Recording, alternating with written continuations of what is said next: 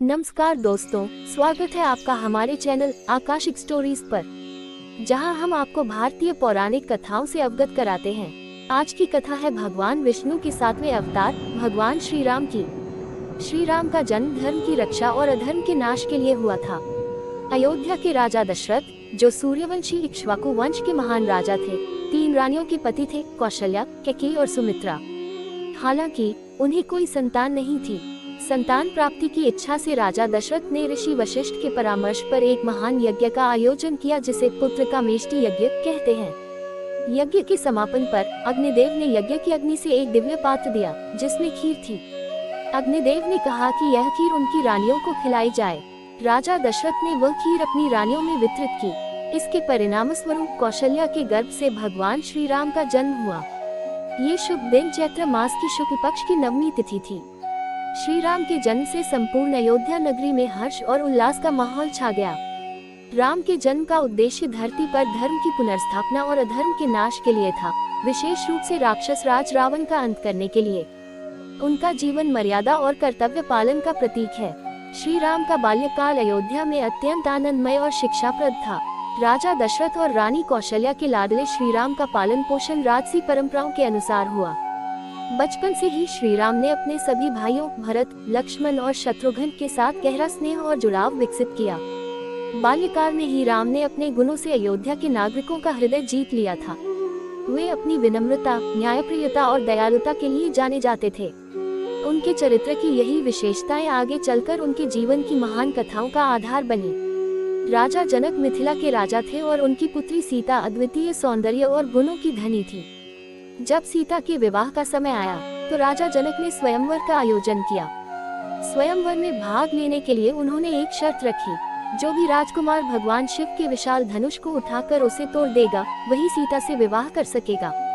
इस आयोजन में कई राजा और राजकुमार शामिल हुए, लेकिन कोई भी शिव धनुष को उठाने में सफल नहीं हो सका। तब राम, जो अपने गुरु विश्वामित्र के साथ वहां आए थे, ने आगे बढ़कर धनुष को उठाया। राम ने सहजता से धनुष को उठाया और उसे खींचकर तोड़ दिया। इस अद्भुत दृश्य को देखकर सभी आश्चर्यचकित रह गए और राजा जनक अत्यंत प्रसन्न हुए। राम की वीरता और शक्ति देखकर सीता ने उन्हें वरमाला पहनाई और उनका वरण किया। इस प्रकार श्री राम और सीता का पवित्र विवाह संपन्न हुआ।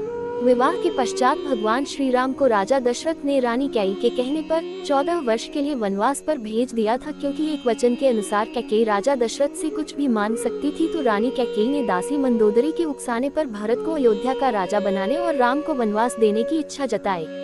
उसके बाद श्री राम पिता की आज्ञा का पालन करके सीता और लक्ष्मण के साथ 14 साल के लिए वन की ओर चले गए। जब राम, सीता और लक्ष्मण अपने वनवास के दौरान पंचवटी में निवास कर रहे थे, तब एक दिन रावण की बहन शूर्पणखा ने राम पर मोहित होकर उनसे विवाह का प्रस्ताव रखा, जिसे राम ने विनम्रता से अस्वीकार कर दिया। क्रोधित शूर्पणखा ने सीता पर आक्रमण करने का प्रयास किया, लेकिन लक्ष्मण ने उसकी नाक काट दी।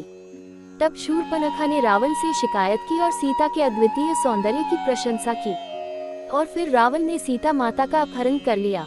सीता के हरण ने राम और लक्ष्मण को रावण के खिलाफ युद्ध के लिए प्रेरित किया, और यहीं से रामायण की आगे की कथा विकसित होती है।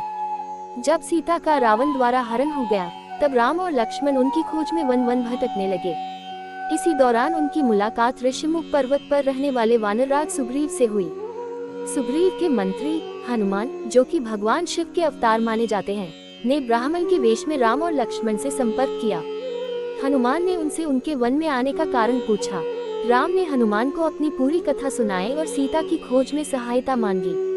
हनुमान राम की विनम्रता, शक्ति और दिव्यता से प्रभावित हुए और उन्होंने अपना वास्तविक रूप प्रकट किया।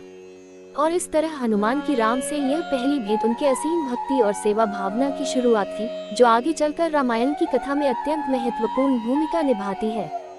हनुमान ने लंका जाकर माता सीता का पता लगाया। श्री राम ने वानर सेना के साथ लंका पर आक्रमण किया, कुंभकर्ण और मेघनाद जैसे योद्धाओं का वध किया। श्री राम ने रावण का वध कर धरती से अधर्म का नाश किया। विजय के बाद श्री राम अयोध्या लौटे और उनका राज्याभिषेक हुआ। यह अवतार भगवान विष्णु के सभी अवतारों में से सबसे ज्यादा पूजनीय माना जाता है। भगवान श्री राम के बारे में महर्षि वाल्मीकि द्वारा अनेक कथाएं लिखी गई हैं। वाल्मीकि के अलावा प्रसिद्ध महाकवि तुलसीदास ने भी श्री राम के महत्व को लोगों को समझाया है। भगवान राम ने कई ऐसे महान कार्य किए हैं जिसने हिंदू धर्म को एक गौरवमय इतिहास प्रदान किया है। भगवान विष्णु ने राम बनकर असुरों का संहार करने के लिए पृथ्वी पर जन्म लिया। दोस्तों, आशा है आपको ये कथा पसंद आई होगी। अगर आपको यह वीडियो पसंद आया हो तो इसे लाइक और शेयर जरूर करें और हमारे चैनल आकाश स्टोरीज को सब्सक्राइब करना न भूलें। हमें कमेंट्स में बताएं कि आप और किन किन कथाओं के बारे में जानना चाहते हैं। धन्यवाद।